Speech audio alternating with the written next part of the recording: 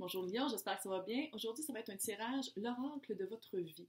D'où vous venez et où vous allez en passant par le chakra du cœur. Mais avant, j'ai presque 700 abonnés. Je me peux plus. Elle se peut plus. Donc, quand elle se peut plus, elle fait un concours. Pour gagner une session privée avec moi d'1 heure, il faut être abonné à ma chaîne. Il faut faire des likes et des commentaires où est-ce que c'est marqué concours 500. Si vous voulez plus de chances pour gagner, vous laissez plus de likes et de commentaires sur les vidéos où est-ce que c'est marqué concours 500. Pas un gagnant. Non, non, non. Deux. Un Québécois, un international que je vais tirer de ma marmite le 13 juillet 2021 à 13h, heure du Québec. Si ça ne résonne pas, le tirage que je fais, si vous faites comme pourquoi pas la québécoise, allez voir votre signe ascendant, signe lunaire, aussi où est-ce que Vénus est dans votre... Oh, on s'entendrait bien. Où est-ce que Vénus est dans votre carte du ciel.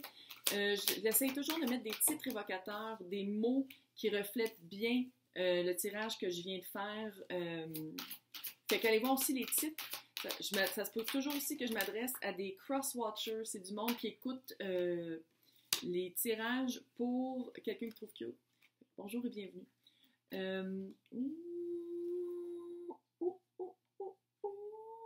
OK. Je vais le faire comme je le vois. Là. Ça de même. Ça de même. J'ai l'impression que je parle d'un couple ou quelqu'un qui est en couple. Fait qu'il va y avoir vraiment deux personnes. Ça arrive des fois avec ça. Là. Ça veut dire que vous êtes vraiment... il y a quelque chose de fusionnel dans votre couple. Âme sœur, une petite vibe de flamme jumelle aussi. Rebelle. Vous êtes rebelle. Vous êtes rebelle. Puis dès qu'on vous dit quoi faire, là, votre cheveu le prend pas. L'expression de ma tante. C'est comme si à chaque fois qu'on dit quoi faire, c'est oh ouais, tu me dis ça, je vais faire exactement le contraire. Quelque chose de très rebelle.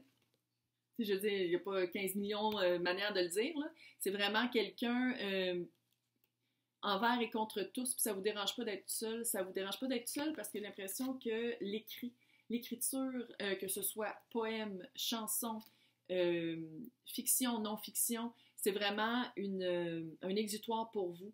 Vous vous renfermez dans votre solitude quand ça va pas bien. Vous préférez être seul que mal accompagné.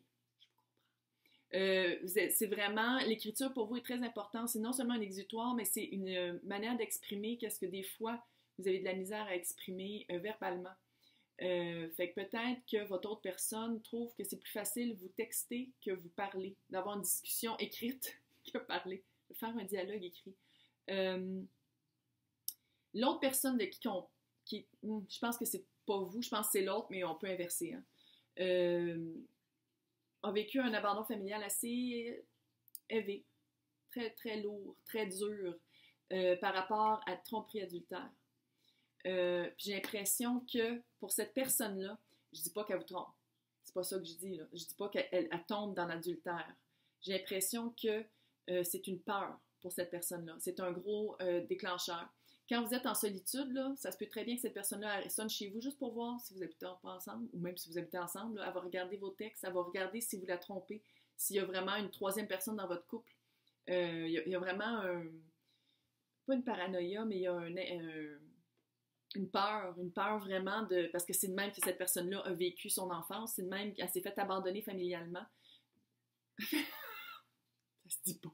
Elle s'est fait l'abandon familial était vraiment que un des deux parents a choisi le troisième parti et a abandonné sa famille dont cette personne-là faisait partie. Fait que ça a vraiment laissé une grosse blessure.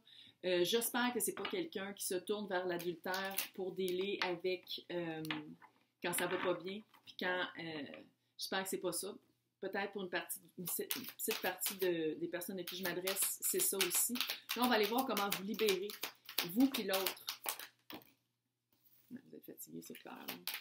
Peut-être une fatigue au niveau du couple aussi. Hein? Méditation! Bonne idée! C'est pas compliqué que ça. Là, c'est sûr que là, c'est à la mode en plus. Là. Mais il y a plein de méditations guidées sur YouTube. On peut méditer pendant qu'on marche, lignée karmique. Fait qu'il y a vraiment un des deux qui est plus, je ne veux pas dire sain, mais un peu.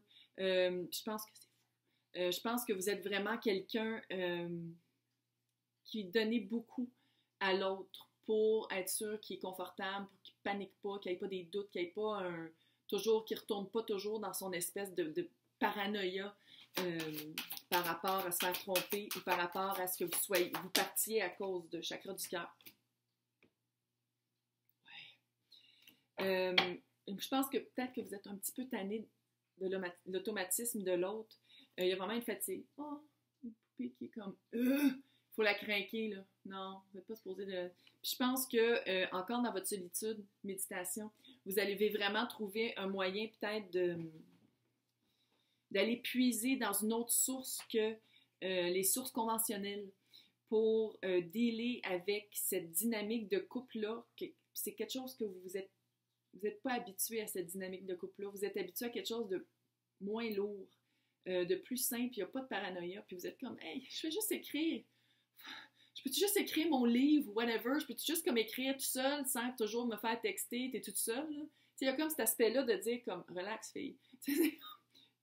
Wow, je te tromperai pas. Tu sais, c'est comme, puis monnaie, ça devient vraiment gossant. Puis je pense que vous allez chercher beaucoup de patience, puis une certaine compréhension à travers la méditation. Vous allez vraiment puiser dans cette source-là, dans la source, si vous croyez en Dieu ou des archanges ou peu importe, là, dans le monde subtil, pour essayer de... Parce que vous aimez, là. Il n'y a pas de doute, il y a vraiment... Vous êtes ensemble pas pour rien. Lien karmique. L'autre personne, à moins qu'on flippe, là, mais bon, je veux dire l'autre, là, il y a vraiment lien karmique, abandon familial. C'est vraiment dans l'ADN ancestral de cette âme-là. Fait qu'il faut vraiment aller travailler ça. Il faut aller travailler ça en travaillant le chakra du cœur. Hey, pourquoi vous ne méditez pas ensemble? Ça vous tente pas? Méditer ensemble serait cute. Regardez comme on dirait qu'ils sont assis un à côté de l'autre, puis il y en a qui méditent, puis l'autre pense avec son cœur. À la place de toujours paniquer, puis de retourner à l'ego, puis de dans la tête, c'est vraiment de penser avec son cœur, puis vraiment de faire comme, OK, cette personne-là m'aime, elle va pas me tromper, ça fait 75 millions de fois qu'elle me l'a dit, puis j'y fais confiance. Je me fais confiance d'y faire confiance. Ben c'est ça, hein? Elle se fait pas confiance, cette personne-là, parce que probablement, comment elle a été élevée, c'est qu'on peut pas faire confiance à l'autre, puis on peut pas faire confiance à nous, parce qu'on a donné toute notre confiance à l'autre, puis l'autre est parti. Fait qu'on peut pas se donner confiance, parce qu'on s'est trompé. On s'est fait tromper, puis on s'est trompé sur nous. Fait que c'est tout cet aspect-là. Oh, gros. En tout cas, depuis que je fais j'ai fait toujours dans une journée, là, les tirages, là. Écoute, il y a des messages, c'est vraiment... Ça veut dire vraiment que ça va rejoindre les personnes qui sont supposées de rejoindre. Fait qu'écrivez-moi toujours des commentaires. J'aime toujours ça, voir vos commentaires, pour voir comment ça touche vos vies. Oh non! Vous allez vous laisser? Je pensais que vous aimiez, parce que vous êtes plus capable à ce point-là. C'est ça la fatigue. Puis là, vous pensez à retourner avec parce que vous l'aimez encore, mais que c'était trop lourd. C'est tout ça. Il y a une rupture. Blocage matériel financier. Ouais, si vous êtes écrivain, dans le monde où on est maintenant, je peux comprendre qu'il faut trouver un autre job. Rire pour ne pas pleurer. Puis vous êtes rebelle en plus. Hein, fait que c'est sûr que... Des fois, tu sais, une job alimentaire, là, qui paye la bouffe, puis qui paye où on habite, là. Dépendance affective, clairement. Ça venait de mon fond. Ça se peut-tu que vous soyez laissé, ou que vous pensez à vous laisser, parce que c'est trop lourd, mais que ça a laissé une coche. T'sais, si vous êtes laissé, vous aimiez pareil, là. C'est pas quelqu'un que ça fait comme c'est un crise de fou, le crise là, parce que je suis plus capable. C'est vraiment, ça a été dur, ça a été une dure rupture, mais c'est parce qu'ensemble, ça marchait pas. Il y avait vraiment une connexion qui se faisait pas. Mais que l'amour est là, que vous avez vraiment essayé de travailler. Vous avez vraiment essayé d'aller chercher cette personne-là d'une autre manière, puis peut-être probablement par des écrits, puis que non, ça n'a pas marché parce que c'était trop ancré, c'était trop, la lignée karmique était trop ancrée dans son âme. J'ai l'impression, ici, là, le blocage matériel financier, je pense que c'est le blocage d'écriture, c'est le blocage créatif. Comment je lis? Je sais que c'est marqué financier. Lecture intuitive. J'ai l'impression que depuis la rupture ou depuis que vous pensez casser votre rupture, depuis que vous pensez vous séparer, il y a vraiment un arrêt dans votre écrit, dans vos écrits, puis là encore écrit, là, c'est pas nécessairement des livres, là, ça peut être tout ce qui est exutoire, créatif, mais avec des mots. Chansons, bon. J'ai l'impression que depuis que vous n'êtes plus ensemble ou que depuis que vous pensez que ça ne marchera jamais, ça l'a comme arrêté votre flot. Puis vous avez de la misère à casser cette chaîne-là. On voit la chaîne. C'est un livre? Ah, non, c'est de l'argent. Je pensais que c'était un livre. Pas de lapsus visuel dans la vie. Lapsus visuel, ça existe-tu? Ouais, une hallucination. Ça va bien aller. Mais moi, qu'est-ce que ça me dit? Utilisez donc cette rupture-là dans vos écrits. À la place de vous arrêter voyez-le d'une autre manière, allez le visiter d'une autre façon. Peut-être même vous mettre à la place de l'autre pour écrire. Tu sais, il y a comme quelque chose de changer votre point de vue, de changer, d'utiliser ça, d'utiliser le cœur brisé pour continuer à avancer dans vos écrits. Puis là, je pense qu'on parle de l'autre personne, dépendance affective. Ben oui, c'est clair, là.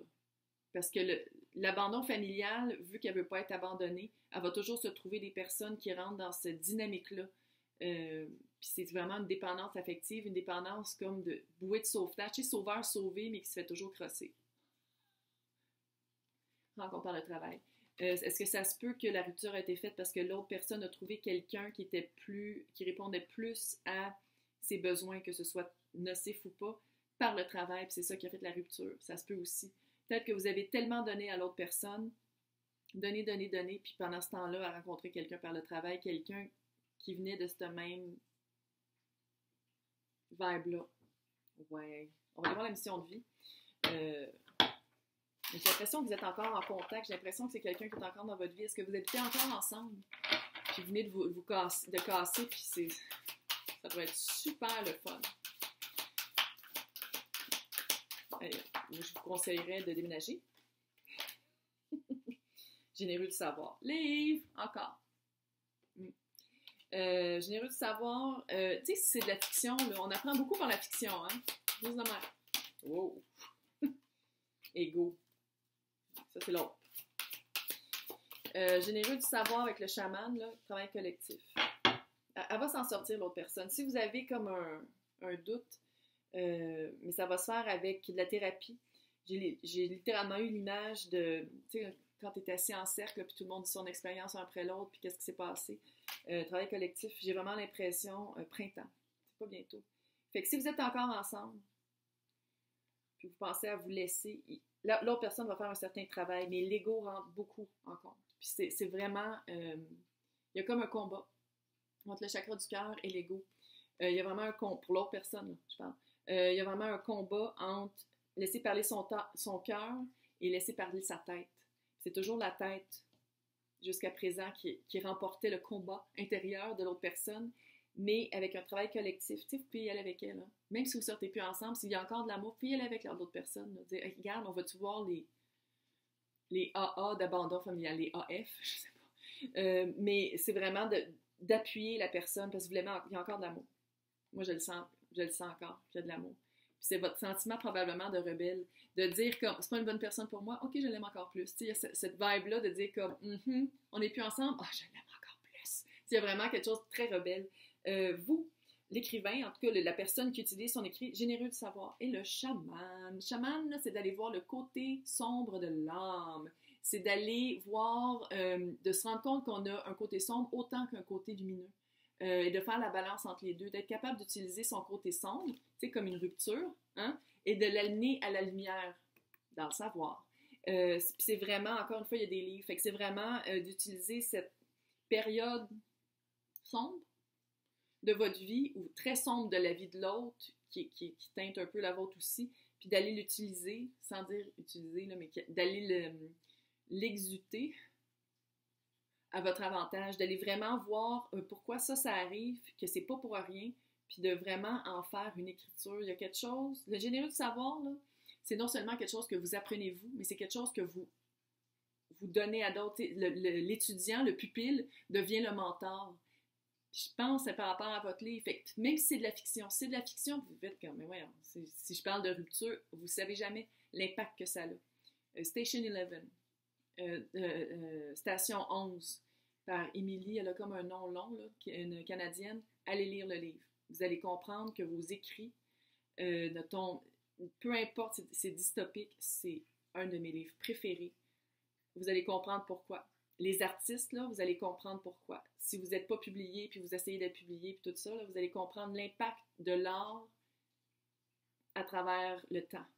Allez, Station 11, Station 11, je pense en français, mais sinon, c'est Émilie Sainte-Croix, machin. En tout cas, elle a un nom long.